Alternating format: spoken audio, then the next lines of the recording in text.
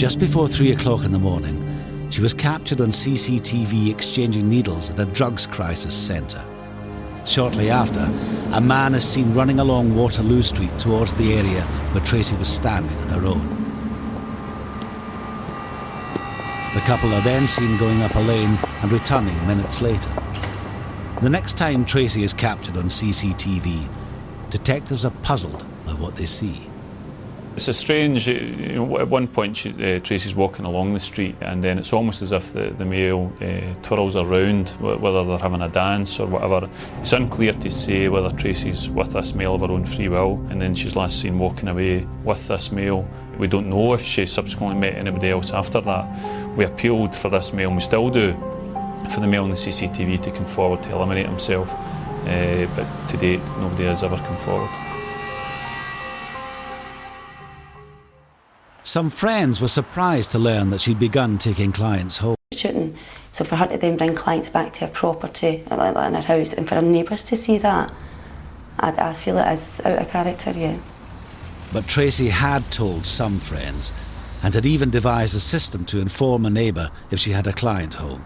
That just started towards the end, bringing people back, and I had said to her, aimed if she wasn't sure, or even aimed if she was taken back, just to knock the door, so they knew that Tracey had somebody that knew that they were there, just for their own safety and for my own peace of mind as well. I think she'd brought about 2 or 3 people back, that was it, and she chapped the door, just says to Sharon that she was back, maybe 1 or 2 in the morning. That was basically it. She phoned once or twice to let us know she was on her way up the road, she was safe and that.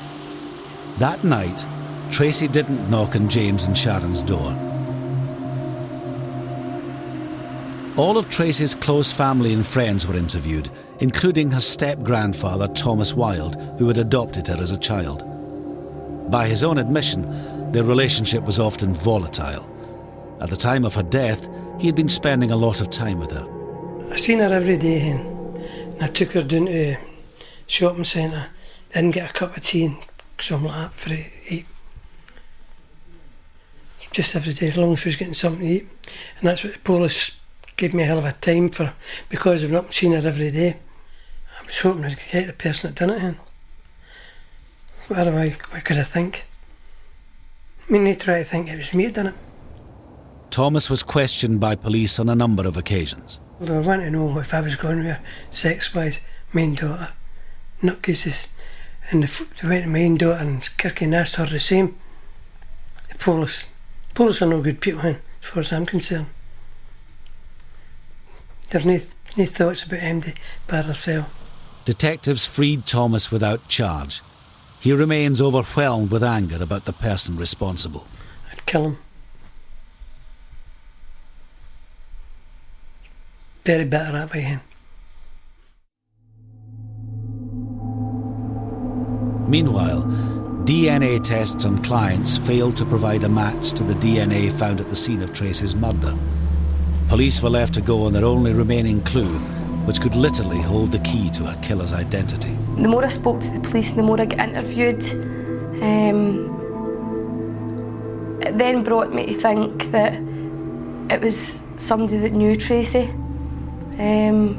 which again was devastating, because that then meant that if it was somebody that knew Tracey, then I probably knew them too.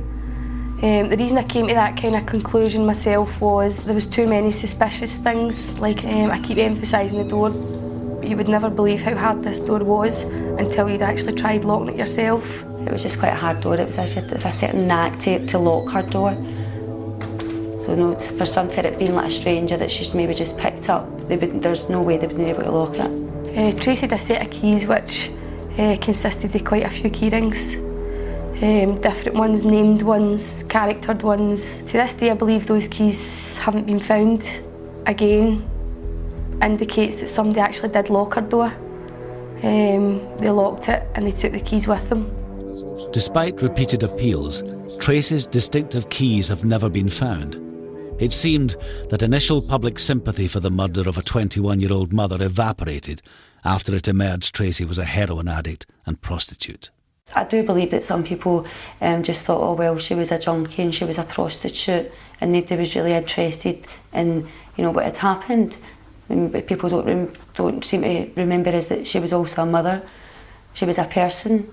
I mean, she obviously had her problems, but she shouldn't be treated the way she was. Detectives are about to embark on a new method of DNA testing.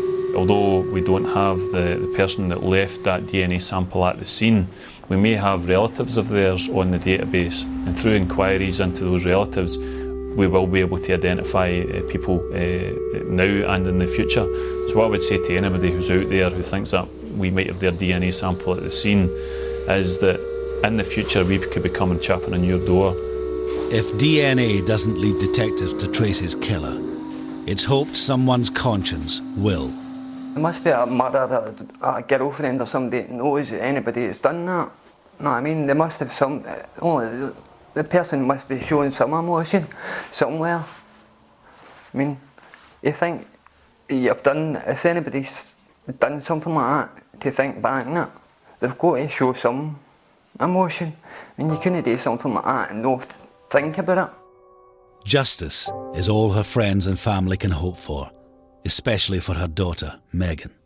But she's somebody that I've never forgotten about and never will. And my thoughts go to like her wee girl